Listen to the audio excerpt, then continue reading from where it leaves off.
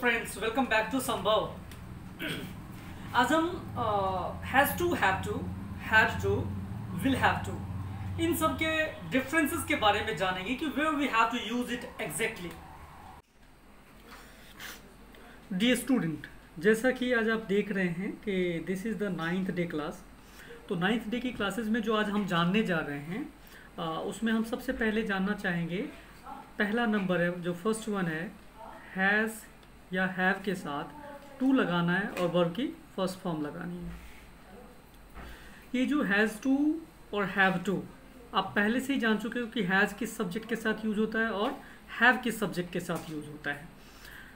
अब बात यहाँ पे करते हैं कि हैज़ टू और हैव टू का किस सेंस में यूज होता है। जब भी किसी हिंदी वाक्य के अंत में आप देखिएगा कि ना है या ना पड़ता है, ऐसे कुछ वर्ड्स दिख जाएं आपको हिंदी वाक्य के अंत में, तो इसका मतलब आप समझिए कि वहाँ पे हमें हैज़ टू या हैव टू का यूज़ करना है।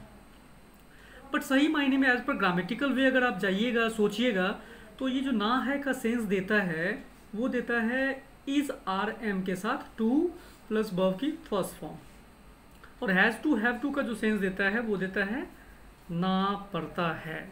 लेकिन आज की डेट में हम इतना ग्रामेटिकल फिक्सन नहीं करना चाहते हैं, हम इसका यूज़ बिल्कुल भी नहीं करेंगे। हम ना है और ना पड़ता है इन दोनों सेंस के लिए, ये जो आप यहाँ देख पा रहे हो, चाहे वो ना है या ना पड़ता है, इन दोनों सेंस के लिए हम एक ही चीज़ का यूज़ करेंगे, that is has to have to. अब इसका यूज़ क्यों होता है, अब आप देखिए यहाँ पे हमने लिख रखा है हिंदी में कि हम इसका प्रयोग अपनी इच्छा या मजबूरी दिखाने के लिए करते हैं। इच्छा या मजबूरी दिखाने के लिए करते हैं। अब यहाँ पे जैसे आप देखिए एक लाइन्स को बोलें अगर हम कि यार मुझे स्कूल जाना है, तो इसमें मेरी अपनी इच्छा है कि I want to go to school, या मुझे 4 रोटी खानी है, तो इट्स माई डिज़ायर, मेरी इच्छा है।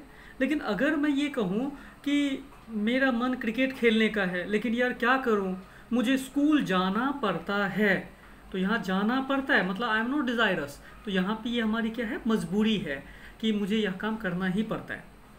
अब यहाँ पे देखिए वी यूज़ हैज़ या हैव टू इन 2 सेंसेस। हम इसका जब भी यूज़ करते हैं 2 सेंस में करते हैं। 2 सेंस कौन कौन सा है, जैसा कि हमने यहाँ पे लिखा है, सबसे पहला जो सेंस यहाँ है प्रिटेंडिंग सेंस में।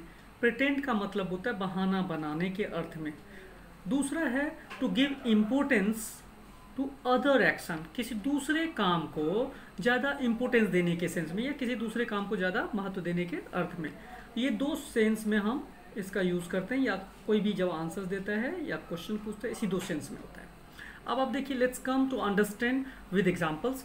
तो चलिए ज़्यादा देर ना करते हुए एग्जाम्पल्स पे चलते हैं। जैसा कि आपने अभी अभी पढ़ा है कि जिस हिंदी शब्द के अंत में ना है लगा हुआ हो, तो ऐसे सेंटेंस में वैसे प्रॉपरली तो use is to, am to, are to करना पड़ता है। बट आज के दौर में हम लोग इतना ग्रामेटिकल एरर के ऊपर नहीं जाएंगे, because we have to learn how to speak English. We don't have to focus over the grammatical sections as much as we are just doing. ऐसा नहीं करना है हमें। तो सबसे पहले चलते हैं हैज़ टू और हैव टू। जहां भी आप इज़ार के साथ टू लगाना चाहते हैं, उसके बदले में आप हैज़ टू हैव टू का यूज करके ये सेंस दे सकते हैं। तो क्योंकि English is what, whenever you are just trying to express your feelings before the person and he is getting you that what exactly you want to convey him or her, तो इसका मतलब है कि आप अंग्रेजी बोल चुके हैं। तो सबसे पहले बोलना स्टार्ट करें और इसके बाद सोचें कि what was my mistake in the last sentences, so इसको improve करने की जरूरत है। next time when we will just speak, we will improvise that particular mistake and will speak correct sentence, but first step is what you need to speak। तो देखिए has to और have to, मैं examples लेता हूँ। Examples कैसा होगा, मान लीजिए हैज़ टू और हैव टू में क्या होता है कि 2 सेंस में इसका यूज होता है। एक तो सेंस ये होता है हैज़ टू हैव टू का कि अगर आपको लगता है कि यह काम बहुत ही जरूरी है, it's very necessary work for you, और आपको इस काम को करना ही पड़ेगा, तो आप उस समय में क्या यूज़ करते हो, आई हैव टू। जैसे मुझे वहाँ जाना है, ये मेरे लिए ज़रूरत की चीज़ है, इसमें हमारी खुद की नीड्स है कि नहीं मुझे वहाँ जाना है, मुझे ये करना है, तो I have to go there, I have to do this, इस तरीके से बोल सकते हैं। कभी कभार क्या होता है कि जैसे कुछ ऐसा भी कि मुझे वहाँ जाना पड़ता है, इसका सेंस भी हैज़ टू हैव टू ही देगा।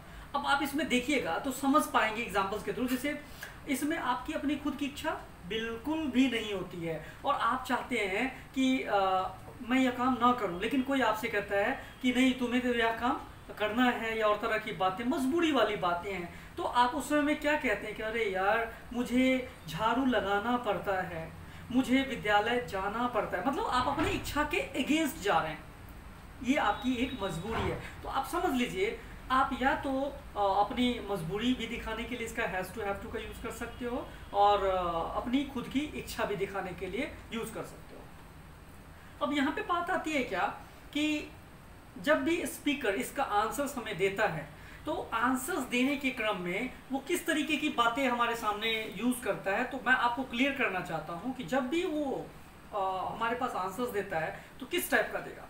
जैसे मैंने किसी स्टूडेंट से कहा, मान लीजिए एक स्टूडेंट्स है, there is a girl students, मैंने इससे कहा कि हे रितु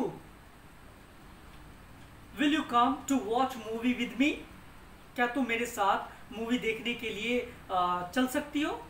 तो उसका आंसर आता है क्या, नहीं सर मैं आपके साथ मूवी देखने के लिए बिल्कुल नहीं जा सकती हूँ। अब मैंने उससे रीजन पूछा, अब उसने कहा सर मुझे क्लास के बाद घर जाना है, sir I have to go to home after the class. इसने क्या यूज किया, हैव टू। फिर मुझे घर पे गंदे कपड़े धोने हैं, then I have to wash the dirty clothes. फिर मुझे उसे सुखाने हैं, then I have to make it dry. फिर मुझे उसे प्रेस करना है, I have to press it. फिर मुझे उसे पहनना है, then I have to wear it. और इसके बाद मुझे अपने दोस्त के बर्थडे पार्टी में जाना है, and after that I have to go to attend the birthday party of my friends. अब आप मुझे बताइए कि उस लड़की ने, उस रितु ने मेरे प्रपोजल को ठुकरा दिया। इसमें दो बातें हो सकती है, या तो वो सच बोल रही होगी या तो वो झूठ बोल रही होगी। अगर वो सच बोल रही है इसका मतलब उसने बर्थडे पार्टी को ज़्यादा इम्पोर्टेंस दिया मेरे साथ मूवी देखने के कंपैरिजन में। इसका मतलब है कि आप जब भी इसका आंसर्स देते हो तो आप या तो किसी दूसरे चीज़ को इम्पोर्टेंस देने के लिए करते हो। दूसरा कंडीशंस ये है कि हो सकता है कि वह झूठ बोल रही हो और बाद में पता चला जब मैं वहाँ पे मूवी देख रहा था तो पिछली सीट्स या अगली सीट्स पे मैंने उसे भी देखा कि वह भी अपने परिवार के साथ वही मूवी देख रही है। तो इसका मतलब उसने मुझसे झूठ बोला। तो या तो प्रिटेंडिंग सेंस में, बहाना बनाने के अर्थ में, और या तो किसी दूसरे काम को इंपॉर्टेंस देने के अर्थ में हम हैज़ टू हैव टू का यूज आंसर्स में कर सकते हैं। तो ये था आपका एग्जांपल्स हैज़ टू और हैव टू का इंपॉर्टेंस देने के लिए, या फिर झूठ बोल रहे हैं तो प्रिटेंडिंग सेंस के लिए हैज़ टू हैव टू।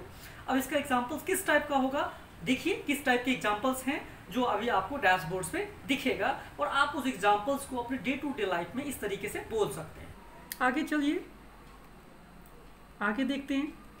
आगे यहाँ पे लिखा हुआ एग्जाम्पल्स में, उदाहरण में, कि मुझे अगले 1 घंटे में यह काम समाप्त करना है। लास्ट में आपको ये वर्ड दिख गया, ना है, मतलब ये श्योर हो गया कि भाई इसका यूज़ हमें हैज़ या हैव टू करना ही पड़ेगा और वर्ब की फर्स्ट फॉर्म लगानी है। टू एक ऐसा प्रेपोजिशन है जिसके बाद कभी भी वर्ब की फर्स्ट फॉर्म ही आती है। तो हमने क्या लिखा, आई के साथ तुरंत ही लिखा आई हैव टू, और कंप्लीट वर्ब की फर्स्ट फॉर्म, यह काम मतलब दिस वर्क, अगले 1 घंटे में, तो यहाँ पे हमने लिखा इन नेक्स्ट 1 आवर। तो I have to complete this work in next 1 hour, this is the sentence. मतलब लेकिन यूज किसका किया हमने, हैव टू। अब आप देखिए, उसे पैसा कमाने के लिए गाना गाना है, यहाँ पे लास्ट में क्या है, ना है। तो उसे, तो ही, और ही के साथ तो हैज यूज हो जाता है, तो ही हैज टू सिंग। क्या गाना है, गाना, अ सॉन्ग। क्यों गाना है, पैसा कमाने के लिए, तो टू अर्न मनी। तो अब आपका सेंटेंस कंप्लीट है, he has to sing a song to earn money. तो इस तरीके से हमने हैज टू और हैव टू का एग्जांपल्स देखा। अब चलते हैं, हैज टू हैव टू का जो पास्ट होता है, अगर हम हैज टू हैव टू के पास्ट को देखें, कॉरस्पॉन्डिंग पास्ट को देखें, तो यहाँ पे होता है हैड टू। यहाँ पे हैड टू का जो हिंदी मीनिंग्स जब आएगा, ना था या ना पढ़ता था, ठीक पिछले हैज़ टू हैव टू की तरह। देखिए ना था का जो एग्जैक्ट सेंस देता है वो देता है वॉज या वर के साथ टू प्लस वर्ब की फर्स्ट फॉर्म, लेकिन हम इसका यूज़ बिल्कुल भी नहीं करेंगे। We will not use it in speaking. हम स्पीकिंग में दोनों सेंस के लिए, चाहे वो ना था हो चाहे वो ना पढ़ता था, दोनों सेंस के लिए हम एक ही हेल्पिंग वर्ब यूज़ करेंगे, दैट इज़ हैड। तो हमें हैड टू प्लस वर्ब की फर्स्ट फॉर्म यूज़ करना है। अब ये हैड टू का यूज़ हम करते किस सेंस में हैं? तो हम इसका प्रयोग पछताने के अर्थ में या मजबूरी से छुटकारा पा लेने के अर्थ में करते हैं। अब यहाँ पे हमने लिख रखा है we use had to for single sense, repenting sense, पछताने के अर्थ में। अब यहाँ मैंने कहा एक तो पछताने के अर्थ में करते हैं और एक हमने कहा मजबूरी से छुटकारा पा लेने के अर्थ में। अब आप देखिए एक एग्जांपल्स मैं आपको बोलता हूँ। जैसे मैंने कहा कि यार मुझे कल विद्यालय जाना था और हमें शिक्षक से ये सारी बातें समझनी थी, इस प्रश्न को हल करना था, मतलब कुछ ऐसा काम जो मुझे करना था लेकिन मैं नहीं कर पाया, तो अब यार वो टाइम तो फिर रिपीट नहीं होगा, तो इसलिए हम यहाँ पे क्या करें, पछता रहे हैं, वी आर रिपेंटिंग। अगर हम इसी को ना पढ़ता था के सेंस में अगर हम बात करें, अगर हम इसी को ना पढ़ता था इस सेंस में अगर हम बात करने की बात करेंगे, तो इसका मतलब है मजबूरी से छुटकारा पा लेने के अर्थ में हम प्रयोग करेंगे। खुद सोचिए, जैसे अरे यार मुझे रोज रोज 3 किलोमीटर पैदल जाना पड़ता था लेकिन अब नहीं जाना पड़ता है क्योंकि वो पहले मेरी मजबूरी थी, अब वो मजबूरी ख़त्म हो गई है। कुछ इस तरीके के सेंसेस कि मुझे पहले मजदूरों की तरह काम करना पड़ता था लेकिन अब नहीं करना पड़ता है। तो करना पड़ता था इसका मतलब मजबूरी थी मेरी जिससे मेरे को छुटकारा मिल चुका है, तो उस सेंस में हम किसका यूज़ करते हैं, ना पड़ता था का सेंस में यूज़ करते हैं। अच्छा, हैड टू का ज़्यादातर जो यूज़ होता है ना, वी ऑलवेज या maximum use for single sense. एक सेंस में कैसे यूज़ करते हैं, वो है रिपेंटिंग सेंस, पछताने के अर्थ में। Let's come to understand with examples. देखते हैं एग्जाम्पल से कैसे। अब चलते हैं हम लोग इसी को अगर हम पास्ट में बोलना चाहें, if we want to speak it in past tense, तो आप हैज़ टू और हैव टू का पास्ट क्या हो सकता है, हैज़ हैव का अपोजिट कॉरस्पॉन्डिंग पास्ट है हैड टू, तो आप हैज़ टू हैव टू के बदले यूज करेंगे हैड टू। अब हैड टू का हिंदी मीनिंग क्या होगा, जहां पे आप वहां लिखते थे ना है या ना पढ़ता है, तो यहाँ पे हो जाएगा हैड टू का मतलब ना था या ना पढ़ता था। अब ऐसे कंडीशंस में आप खुद देखिए कि अगर मैंने आपसे ये कहा कि यार एक एग्जांपल्स लेते हैं, इस एग्जांपल्स में आपको समझ में आएगा, ये रिपेंटिंग सेंस के लिए यूज करेंगे। जैसे हैज टू हैव टू का यूज आपने कैसे किया था, या तो इंपोर्टेंस देने के लिए या प्रिटेंड के लिए। अब हैज टू का यूज क्यों करेंगे आप, रिपेंटिंग सेंस में। रिपेंट का मतलब होता है पछताना, पछताने का अर्थ में। मान लीजिए मैंने आपसे कहा, हे नीतू तुम्हारे पापा तुम्हारे कॉलोनी में सबको 2-2 हजार के गुलाबी नोट बांट रहे थे, मैं भी वहां था, तुम्हारे पापा ने मुझे भी 1-2 हजार के गुलाबी नोट दिए, मैं वो 2000 का नोट लिया और फिर पीवीआर गया, वहां पे मैंने मटरू की बिजली का मंडोला मूवी देखा और फिर इंटरवल में पेप्सी के साथ पॉपकॉर्न लिया और फिर इसके बाद चिल्ली पोटैटो खाया और फिर घर वापस आया। देखो अभी भी मेरे पास 500 रुपये बचे हुए हैं, still I have remains 500 rupees. अब जब मैंने ये बात आपसे कही तो आप उस समय तो मेरे को ये कहेंगे, अरे सर क्या सर 2000 रुपये हमारे लिए कोई बड़ी बात है, it's not a very big amount. लेकिन यार पैसे तो पैसे होते हैं, सबको पैसे से काफ़ी ज़्यादा प्यार होता है। जैसे मैं वहाँ से निकलूँगा और इंस्टेंटली आपके चेहरे के भाव बदल जाएंगे, आप सोचेंगे ओ यार ओ सेट, मैं भी वहाँ क्यों नहीं गई, मुझे भी वहाँ जाना था, मुझे भी 2000 रुपये के नोट लेने थे, फिर मुझे भी पीवीआर जाना था और मुझे भी मटरू की बिजली का मंडोला मूवी देखना था, फिर इंटरवल में पेप्सी के साथ पॉपकॉर्न लेना था, फिर मूवी देखने के बाद चिल्ली पोटैटो खाना था और मुझे भी 500 रुपये बचाने थे। लेकिन यार मैं ऐसा नहीं कर पाया। अब आप खुद सोचिए, वो टाइम फिर से रिपीट नहीं होगा, आपके पापा फिर से दोबारा से आपके लिए स्पेशली वहां जाकर के 2-2 हजार के नोट नहीं बांटेंगे। तो मतलब time which has been past, और अब आप उसमें कुछ नहीं कर सकते हैं, तो उस समय पछताने के लिए आपके पास एक ही ऑप्शन है, दैट इज हैड टू। ऐसे कई एग्जांपल्स आप अपने लाइफ में ले सकते हैं। मान लीजिए एक रोहित नाम का स्टूडेंट है, मेरे पास आया और बोला सर सॉरी सर मेरे नंबर ये आए हैं। मतलब उसने एग्ज़ाम दिया और एग्ज़ाम देने के बाद उसके मार्क्स आए हैं ज़बरदस्त, मस्त, 0। अब आप देखिए वो मुंह लटका करके मेरे सामने है, अब वो पछता रहा है। तो पछताने के क्रम में अगर मैं उससे पूछूं यार तुम्हारी गलती क्या थी जो तुम्हें 0 नंबर आए हैं, क्यों ऐसा क्यों हुआ, तब वो बोलेगा मेरे से सर एक्चुअली गलती मेरी है, मैं जान चुका हूँ कि गलती मैंने कहाँ की। मुझे रोज़ विद्यालय जाना था, मुझे अपने शिक्षक की बातें ध्यान से सुननी थी, मुझे सभी प्रश्नों का उत्तर एग्जामिनेशन हॉल में सही सही लिखना था, फिर मुझे भी अच्छे नंबर लाने थे, लेकिन सर मैं ऐसा नहीं कर सका। अरे यार नहीं कर सका, इसका मतलब वो टाइम जो तुमने बिता दिया that will not repeat it again. तो ऐसे चीज़ों के लिए, ऐसे समय के लिए जो बीत चुका है, तो आप पछता ही सकते हैं, you don't have any other option. तो उस समय में आपके पास एक ही ऑप्शन बचता है, दैट इज हैड टू। तो आप जब भी बात करेंगे पछताने के सेंस में कि मुझे यह करना था, मुझे वह करना था, तो आप वहाँ पे यूज़ करेंगे हैड टू का।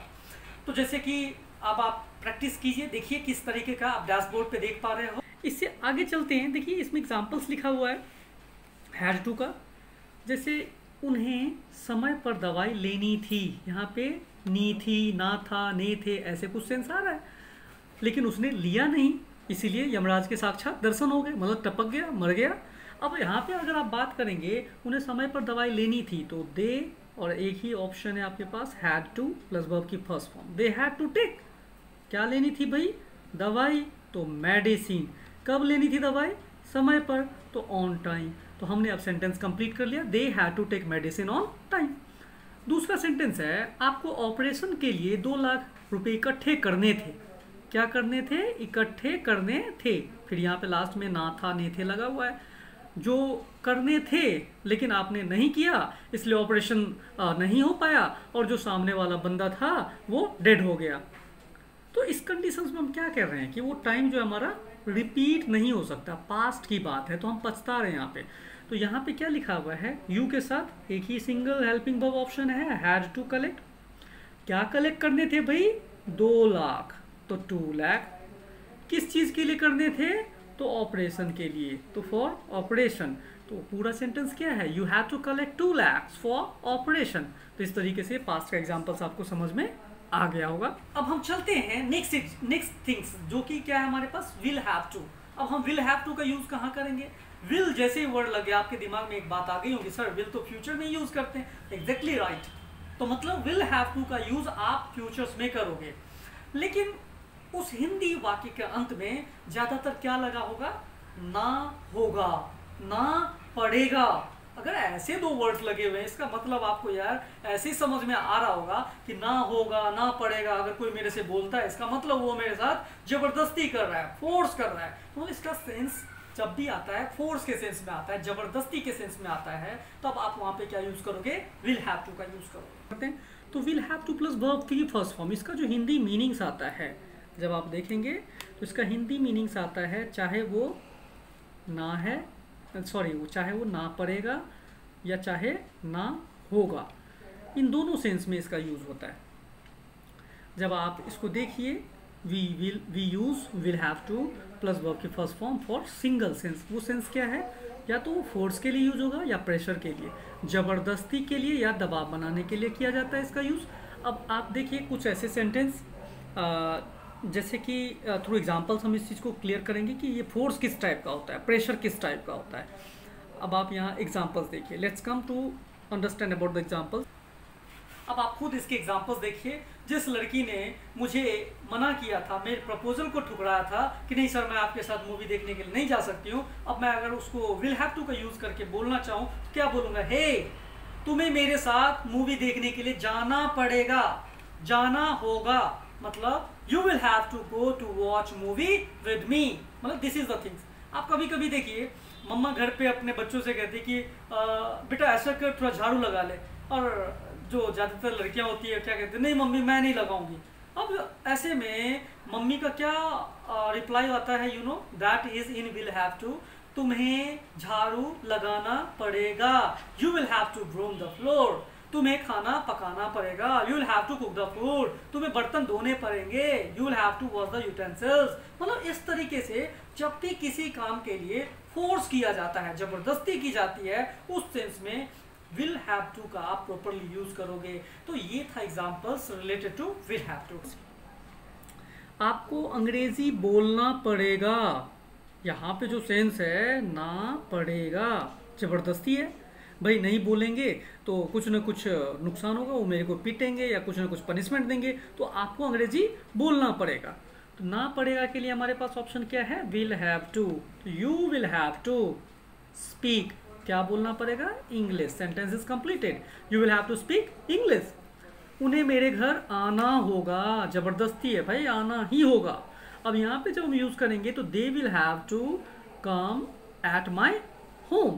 तो इस तरीके से हमने प्रेजेंट, पास्ट और फ्यूचर्स के तीनों सेंसेस में has to, have to, had to और विल हैव टू का यूज कर लिया। तो अब आप इतने एग्जाम्पल से समझ चुके होंगे कि हैज टू, हैव टू का यूज हम तब करते हैं जब आपको किसी दूसरे काम को इंपोर्टेंस देना है किसी काम के कंपैरिजन में, या फिर आप ऐसा करते हैं, झूठ बोलने की कोशिश करते हैं, बहाना बनाने की कोशिश करते हैं, तब भी आपको क्या यूज करना होता है, हैज टू, हैव टू। ये प्रेजेंट में यूज होता है। दूसरा आपने पढ़ा पास्ट के लिए हैड टू। हैड टू में क्या होता है कि आप पछताने के अर्थ में, डिपेंडिंग सेंस में इसका यूज करते हैं, जो आपने पहले के एग्जांपल से देख लिया कि मुझे वहां जाना था, ये करना था, लेकिन यार मैं नहीं कर सका।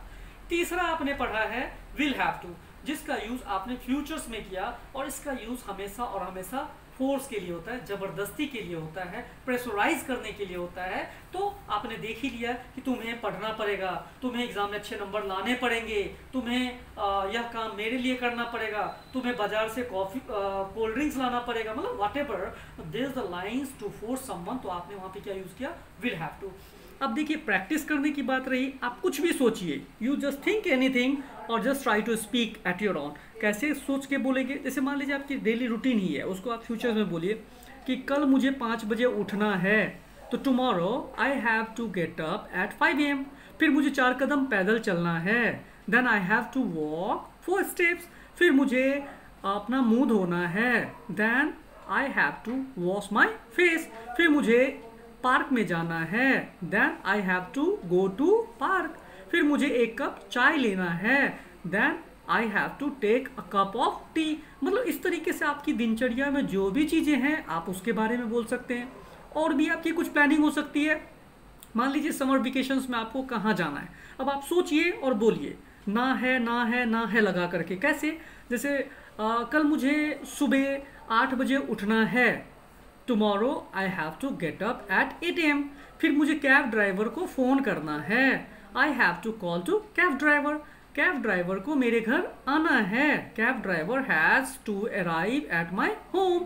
फिर मुझे कैब से रेलवे स्टेशन जाना है, then I have to go to railway station by cab.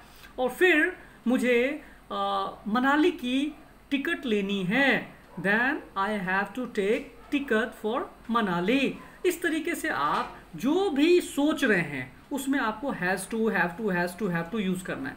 फिर इसी को एक बार आप पास्ट में कन्वर्ट कर लीजिए कि अरे यार मुझे कल 8 बजे उठना था, फिर मुझे एक कैब ड्राइवर को फ़ोन करना था, फिर कैब ड्राइवर को मेरे घर आना था, फिर मुझे कैब से रेलवे स्टेशन जाना था, फिर मनाली की मुझे टिकट लेनी थी, बट यार ये सब नहीं हो पाया क्योंकि मैं लेट से उठा। Everything has been destroyed. तो इस तरीके से जब आप सोचते हैं ना, तो आप पास्ट में यूज़ करेंगे तो हैड टू हर जगह लगाएंगे।